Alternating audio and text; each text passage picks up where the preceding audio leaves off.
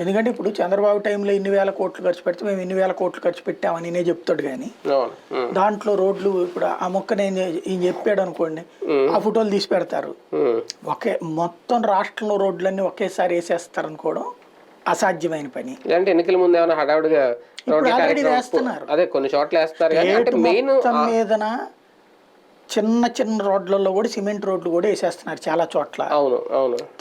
Main రోడ్లు ఏవి కావాలంటే R&B రోడ్లు అసలు సమస్య, అది మెయిన్, అది పరిష్కరించాలి. రోడ్లు కూడా వీధుల్లోనూ ఇలాంటి చోట వేస్తారు కానీ బస్సులు తిరిగే R&B రోడ్లు, కార్లు తిరిగే రోడ్లు అవి ఎవరో పట్టించుకోవట్లేదు. అది ఫెయిల్యూర్. అది ఖచ్చితంగా మరి ఆయన ఏం చెప్తాడు, అది అసలు నోటి మాటలు కాదు చెప్పాల్సింది, ముఖ్యమంత్రిగా దాని మీద ఒక హామీ అయినా ఇవ్వాలి కదా. మేము రేపొద్దున రాగానే ముందు ఆ రోడ్ల సంగతి చూసుకుంటాం. ఆ మొక్క చెప్తే అవుతారు, ఎందుకంటే నువ్వు ముఖ్యమంత్రిగా ఉన్నోడు చేయకుండా మళ్ళీ వస్తే చేస్తానంటే అట్టగా అది. అవును, అంటే రేపొద్దున ప్రతిపక్షాలు కూడా దాన్ని టార్గెట్ చేస్తాయి ఆటోమేటిక్. మరో పక్క వీళ్ళిద్దరూ ఉమ్మడిగా మల్టీ స్టారర్ చూపించబోతున్నాం జనాలకి అనేది. అంటే ఇప్పటివరకు దాదాపు ఈ నెలలోనే 20 ఎన్నో పెట్టుకున్నారు ఈయన సభలు చంద్రబాబు నాయుడు గారు.